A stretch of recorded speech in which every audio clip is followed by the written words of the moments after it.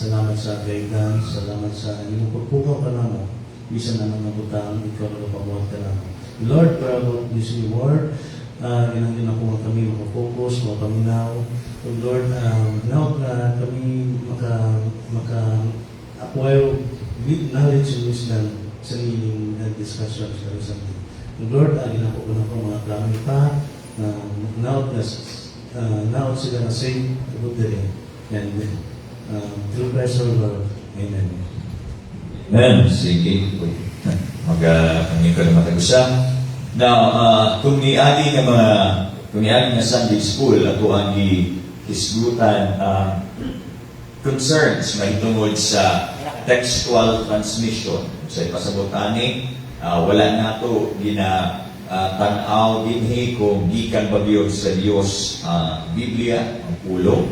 Ato na nang nasabot, magikan yun sa Dios mga sulat sa Biblia. Issues sa textual transmission, ato ang itanaw dinhi ang proseso. Okay? Ang proseso sa pag-translate, napag-translate ba kaning pag-develop, okay, nga napasa gikan sa original Greek o Hebrew hangtod sa pag-abot sa tuwa din karon. Okay? Ang proseso sa biyahe, kumbaga, gikan sa original nga mga pulong hangtod sa Biblia nga ato ang ginabuktan karon. Okay? And then ato ang nakita dito nga naay mga tao nga nagaingon nga dili sila mo sa Biblia nga naata tungod kay ang nasa tuwa kopya lang sa kopya sa mga kopya. So ana sila dili na ta makasalig sa Bible tungod kay ang naata puro ra man mga kopya sa kopya sa kopya. And then we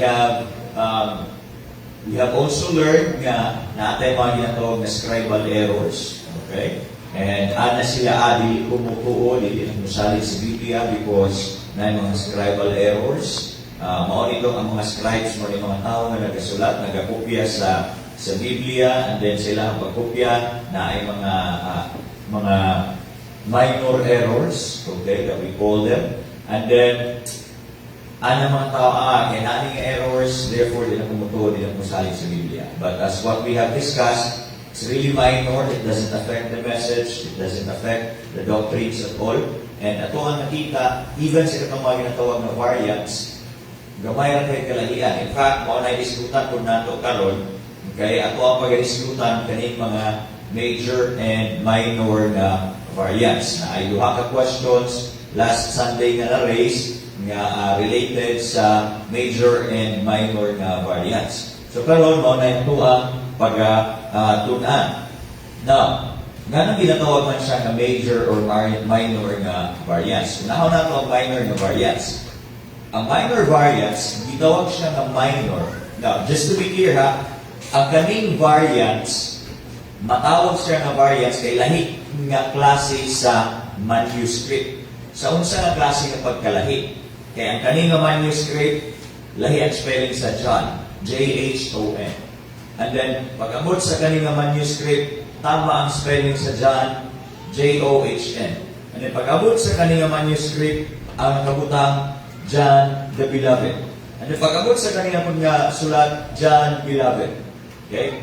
Pare-pareho ra, pero na yung mga gagmay kalahian, kada isa ana, lahi na siya na variant.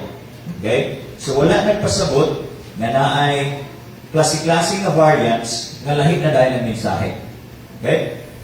Pareho ra, naalay gagmay kalahian. Basta naalay gamay na lahi, variant na siya. One document na siya. Okay? Now, ganun gitawag siya nga minor. Minor siya tungod kay gamay lang or wala yung effect ang katunga change sa meaning sa text. Okay? Minor variance because it has a very little or no effect at all sa meaning sa text. Okay? Now, kung sa may example sa mga minor variants, although na-discuss na nato most of them last time, pero mga niya mga example sa minor variants na ay mga kalahian sa spelling, sa masakuha ang example ganina. An example for that sa ato karon siguro is ganing word ganing pangutanan, lahi Lahi ba ang meaning ana o pareho lang? Pareho lang. The same way, the meaning na pag-translate sa English o pagbali ang letter o na ay mga additional na letter o sa ba, pareho na. Okay? Pareho na siya. The same na ang color na wala U, same of meaning sa color na ay U, ang John na J-O-H-N o J-H-O-M, pareho na meaning na. Okay? Now, another na minor variant, now, also, kaning spelling differences, that's why itawag siya na minor because walay doktrina nga nausap. Okay? Parehong spelling, di parehong spelling, pero walay doktrina nga nausap. Okay? That's why minor siya. Dili siya mo threaten sa kuang mga pagtulunan. Dili siya mo kuang nga, kay mali ang spelling ani, mali na ako'y word order differences. Munsa ni, ang pagkaplastar sa pulong. Parehoan na mapansin ninyo na ay makita ninyo sa Bible nga ang Christ Jesus. Okay? Lahi na siya na variant. Kaning document nga ang nakabutang Jesus Christ, lahi na siya na variant. O ang document nga nakabutang Christ Jesus, lahi po na siya na variant. So, anak mo ba, aalik mo ko anak, kaya baliktad niyo ang pulong. Wala may meaning na usap. Jesus Christ o Christ Jesus, pareho na. That's why it is considered minor na variant. Wala meaning na usap, wala doktrina nga na usap. Same po sa katong Paul, the servant of Christ Jesus. And then, naapoy baliktad na servant of Christ Jesus, Paul. Okay? Same sa example nato last time, katong Jesus loves nga na usap. Okay? Ikatulo, kaning presence or absence sa article, kaning mga word nga the, okay? Na ay ang just said. Depende sa pag-translate mo sa Greek to English, but then eventually ang meaning the same. Okay? Walay na usab nga kahulugan, walay na usab nga doktrina. Okay? Then ikaw pa, repeated words. Example na gihatag nato ani is katong the Lord spoke. Okay? Now, kani siyang mga repeated words are very obvious and easily recognizable nga errors sa mga skriba. And therefore, gamay comparison lang nimo sa ubang nga manuscript, makaingon dayon ka nga kanina doble niya og sulat. Okay? Therefore, it is a minor variant.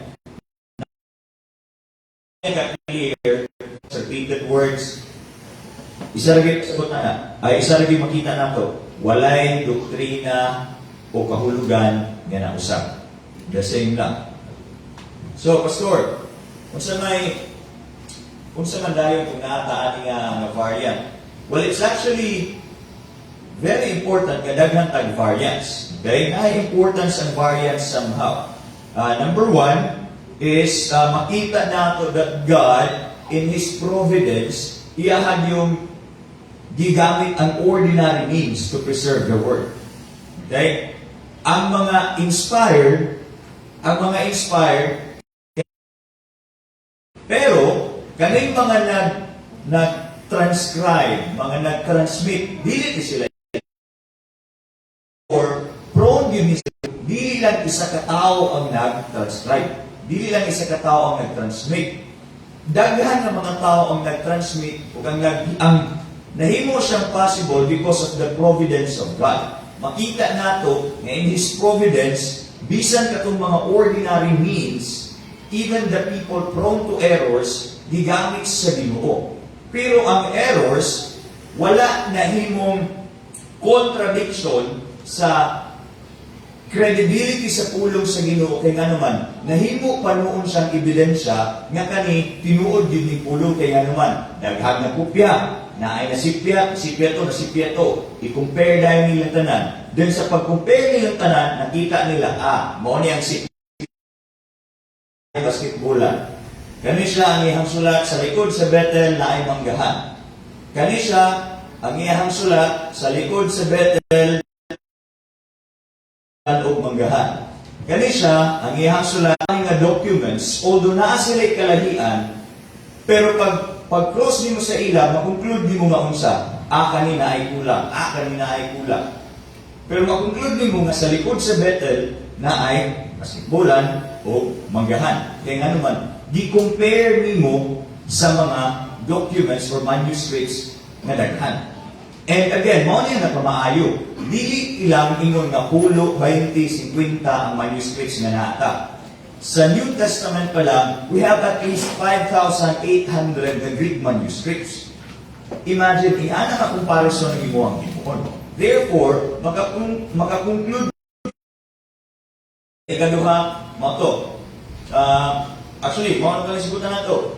Tungod kay thousands of manuscripts ang nag-exist, mo na to. Sulat na to, nga gigamit sa Diyos ang ordinary needs of this men. And then ikaduha, tungod kay daghan mga manuscripts available, dali na kayo identify o i-compare asa dito ang mga wrong spelling, mga baliktad ang word order, or mga accidental omissions. Klaro? Clarification? Wala? Sige. Muha ta sa major. Muha magiging niya pa. Again ha, ang conclusion na ito aning minor variants, despite nga, and also just to be clear, majority sa variants are almost minor. Okay? O kani nga mga minor variants, it does not threaten the reliability or the message of the Scripture. Nganong gitawag man siya nga major? Gitawag siya nga major tungod kay ang differences niya, it involves dako-dako na nga portion sa Scripture or sa text. At the same time, naagit ko'y mga variants, spelling lang. Maliban sa spelling, word order lang. Kung sa pa, mga accidental omissions, pa isa-isa lang ba? Dinhi, ginatawag na siya nga major kay dako naman. Isa na ka-paragraph ang wala. Okay? Pila na ka-words ang nausap. And somehow, malahig na iyahang meaning.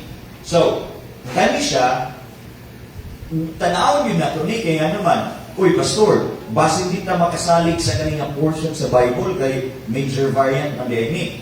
Manay, tanaw na ito. Both meaningful and viable ang kaning major variants. So may pasabot ana. Meaningful sa sense nga it affects the meaning of the passage. Okay? And there is enough evidence nga ang mga scholars, ang mga historians, as one is Mark 16, 9 to 20. Nga gitawag na siya nga major variant? Well, tanawa. Pila ka verses na? What? 9, 10, 11, 12. 12 verses. Okay? Nanay 12 verses, anak. Taas-taas na ni. Okay? Originally, just to be clear ha, originally, nahuman lang yun ng Mark chapter, ang whole book of Mark sa verse 8. Sige, God, iwasan niyo yung mga Bible. Verse 8 lang nakutob. Okay? Now, kung say ending sa verse 8, sa verse 8, and they went out. ay, wait lang, nga. And they from the sepulchre, for they trembled and were amazed. Neither said they anything to anyone, for they were afraid. Ang say last portion, ang say last phrase, for they were afraid. Okay. Ang ending sa Mark, di na lang niya supposedly tanaw. Not sure if you have mga Bible na yung mga footnotes din ha, or naka-mark, or naka-bracket, na kanang-kani siya, kay dili siya included supposedly, mag-ana. Now, mali siya ang naitabo. Sa later nga manuscripts, diha na gidugang ang verses 9 to 20. Okay, i-admit na ito na. Gidugang na later on ang verses 9 to 20. Kung sa di ay ang naitabo. Previously, sa early church, every time so good, hapto dito, pare-pareho man sila mensahe, ang Matthew, Mark, Luke, ug John. Pero si Mark, dito lang kutob. Ang ending kay unsa, for they were dili man sila that time. Pero honestly karon, if tunan ninyo, I don't think abrupt ang ending ni Mark, even if dito lang nahuman sa verse 8, nga naman. If you will actually study the way sa writing ni Mark, putol-putol. Kumbaga, ang ginasulat lang yun ni Mark, kay, kung sa basketball pa, mga highlights. Okay? Morning na hitabo, then kanina pod, then kanina pod, then kanina pod, then kanina pod. Ano lang? Di siya saying kang Luke or kay John nga plastar, na storyline, tapos ingani, dili. Pero, Pastor, nganong nabutang naman yung verses 9 to 20 dito ni sa Mark? Ang nanitabo, di-cross ang upad sila ukon sa events sa Matthew, Luke, and John. And then, just to be clear ha, ang mga skriba, ilahang ibutang sa last portion sa Mark ang notes. Na ay footnotes dito. Ibutang nila, pag human sa verse 8, mauni ang nahitabo inighuman based sa other gospels. Na ay footnotes ba? Na ay commentary. Okay? And then, pag-transmit na dahil and then especially pag-translate, natay ginatawag na textus receptus. Kaning textus receptus kay only siya nga Greek New Testament, and then somehow i-translate na po dahil into Latin nila ni 20. Kay initially footnote lang yun na siya. Kay verse 8 lang putong ang kumbaga sa PS. Ang PS dito kay unsa? Mao ni ang nahitabo after sa kanina event sa kinabuhi ni Jesus. Then, kung saan na may makita ninyo sa verses 9 to 20. Saan na makita niyo sa verses 9 to 20? Naana din ha ang unsa? Resurrection appearance, ang Great Commission, and then ang pagkayag ni Kristo. Mao na yung nakabutang sa verses 9 to 20. Kumbaga, ang footnote lang yun kay some copies sa Gospels, it ends like this. Mao na yung continuation sa story. And then, kato, isummarize nila ang event sa resurrection story or kung sa last portion na. So, ana. So, that, wala. Nahitabo. Ang Great Commission, nahitabo ni wala. Nahitabo. Ang pagkayag ni Kristo, nahitabo, wala. Nahitabo. So, in order for the letter not to end abruptly, gisulat to sa skriba, again hatimanin nyo gisulat sa skriba na ay footnote, na ay marker, na ay disclaimer, mauni ang sunod nga nahitabo. Sulat nila to. Then pag transcribe, pag transmit sa lahit ng mga lingwahe, ang ilang pagsulat, wala na nila na klaro na kani footnote dito siya. Klaro? Klaro? Okay, sige. May question sana, sulat na ninyo. Sakpan, nag-commit o adultery. Okay? Katong story good nga, nahita ko aning stories, disingit ni after chapter 7, verse 36. Disingit ni after John, disingit ni sa libro sa Luke. Nga naman, pastor, ganay mga singit-singit nga nahitabo. Unang-una, it wasn't really clear if si John ba yun ang nagsulat ani. Right? In fact, some evidence points nga probably si John ang nagsulat ani. However, kanisya is an accepted oral tradition going back sa early church. Kumbaga, the whole church, during sa New Testament church niya, they accepted nga kanisya na story is tinuod yun nga nahitabo. Tinuod yun ni nga naatong human caught in adultery. Tinuod yun po ni nga ihimo ni Kristo. Okay? Therefore, gidawat nila ni. And at the same time, there is no unique or different na doctrine nga makita nato dinhi. Ang nahitabo, kung sa'yo makita nato dinha, we will see there the mercy of God. Okay? Showing mercy to the adulterous woman. Very consistent lang gihapon. Now, naay mga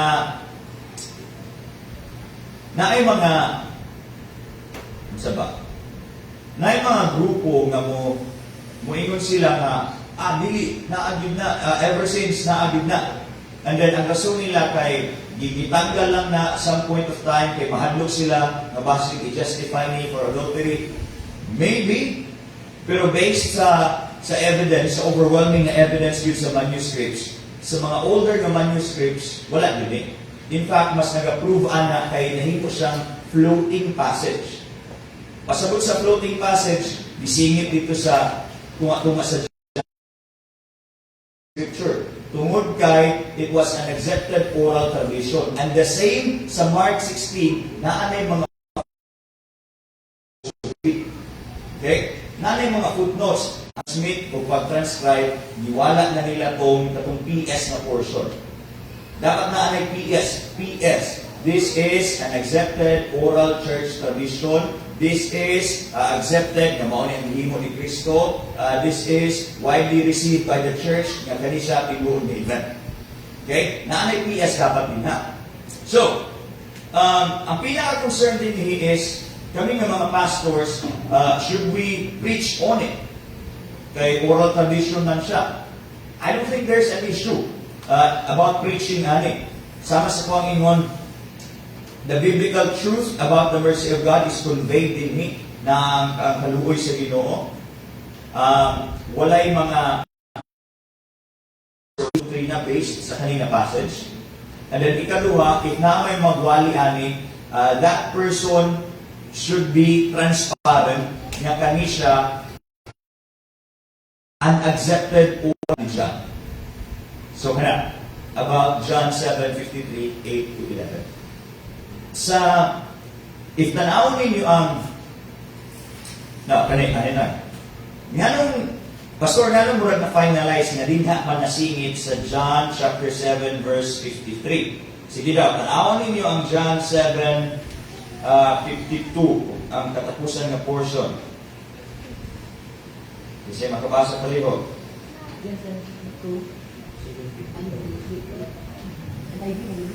John 7:52. Until what verse? Ay, Mike palihog. Until what verse was it? 52 lang, 52. Sorry. John 7:52. And I did that one. Sige lang. Dapat hindi. To him, art thou also of Galilee? Search and look for out of Galilee arises no prophet. 53. And every man went unto his own house. Okay? Tama. Tama. Now, mo na siya rason nga nung di nga binilag isingit ang story. Kaya na ay narrative break.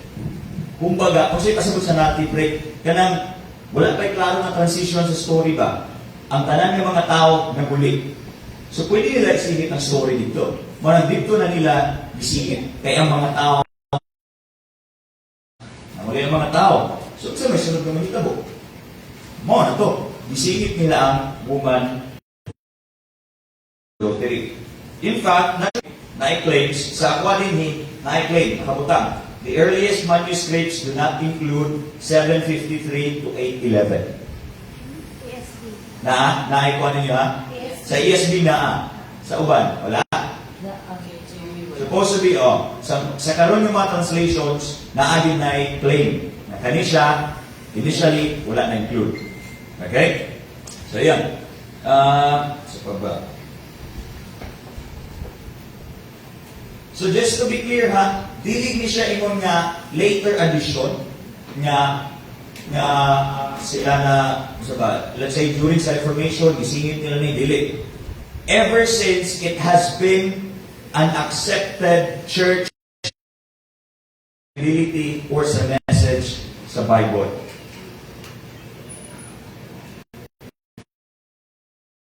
Is kaning 1 John 5:7. Now, i-update 7 of 8 sa King James. Verse 7, for there are three that bear record in heaven, the Father, the Word, and the Holy Ghost, and these three are one. 8, and there are three that bear witness in earth, the Spirit, and the water, and the blood, and these three are agree in one. Okay. Now, sa inyong nadungog, ang verse 5, chapter 5, verse 7, sa ESV, Ang chapter 5, verse 8 sa ESV, makita nato sa asa? Sa chapter 5, verse 7 sa King James. Di ba? Okay? Ang chapter 5, verse 8 sa ESV, makita nato sa chapter 5, verse 7. Sa King James. Baliktad na. Tama na pa. Tama. Kung sa'y kalahian, o nga na may Trinity nga naisikutan na din ha. Nga naman. Nga sa King James, klaro man kayo ang Trinity, pero sa ESV, wala man, di ba? Wala may Father, Son, and Spirit nga giisikutan. It's the same. It's the same sa kaning John o sa Mark. Nasa'y notes.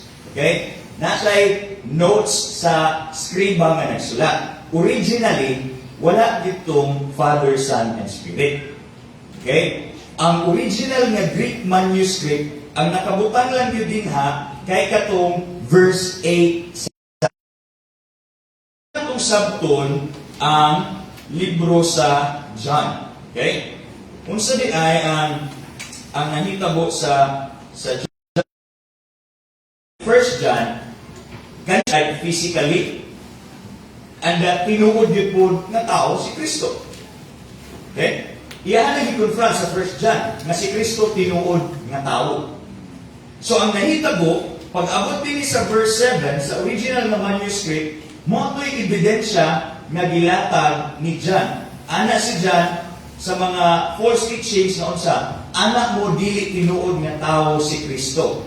Then ana tayo si John, dili, mao ni ang mga naga-ebidensya, ang spirit, ang water, o ang blood. Kung sila yung spirit, water, and blood. And then, nganong gi-appeal man pag ebidensya nga tinuod nga tao si Kristo. Ang spirit is the Holy Spirit's testimony kang Kristo. Okay? Ang malaking spirito ni Kuda, mato, nga that was an evidence nga si Kristo anak sa Dios. Okay? Mao nay testimony nga gihatag ni John. How about the water? Most likely it referred na pod sa iyahang baptisan gihapon. Kumbaga, it was publicized na nagsugod na ang ministry ni Kristo. Dili siya tago. The same way nga claim sa mga false teachings nga kaning pagkatao daw ni Kristo kay murag focus, kaninay imaginative portion ani nga kanay murag mga hurim-hurim. Ana si John dili. It was publicized. Klaro, na ay public declaration during his ministry. During sa chapter 2 verse 6, dito na pumakita nga si Kristo nagtubo, isip, nagkatutaw. Okay? Nagikan siya pa dito, makita ninyo na. Na ikatulo, blood. Kung saan yung blood? It speaks of His crucifixion and death. Okay? Nga si Kristo, tao. Mauto, nag-anto siya ug namatay. Kaya nga naman, tao man siya. Okay? Tinuod man siya nga tao. He died physically. Dili symbolically, dili spiritually. Kaya naman ko yung mga false teaching na nag-aingon nga katong pagkamatay daw ni Kristo sa lawas, guni-guni lang daw to. Dili daw ito tinuod ng kamatayon. Symbolical lang daw ito. In fact, mas lala ang sa Islam na teaching, kay ana sila, before daw nga nianto si Kristo, di kaya na daw siya dito sa langit, and then naa daw murag kaning doppelganger na ikambal o kinsa mga substitute. Sa pamatuod nga siya, tao, yun. So, mo ni ang ingon ni John, dili sa 1 John 5:7. Ang issue, na yung mga pagtulunan na dili mo Diyan, mo niyang ebidensya ang bautismo o ang iyahang pag-antos. Mauto ang ebidensya na makita din sa salita na musingit na sa 1 John 5:7. Nganong gibutang man ang Father, Son, o Holy Spirit ang Trinity din na. Kaya nga naman, ang katong waters, ang spirit, water, o blood, that was the earthly witnesses. Mauto'y earthly witnesses. Kasi pasabot niyo, Pastor, sa earthly witnesses, mauto'y ebidensya na makita din his kalibutan. Okay? Nga si Kristo tao, si Kristo Diyos, gana, kung sa kato, ang Holy Spirit, kami nga sa dove, ang iyang bautismo o iyang pagtangkos. Mao to ang nakabutang lang yun, ani. Mao ni ang ebidensya na si Kristo tao. Si Kristo nag-ministry din sa yuta. Ug ang dugo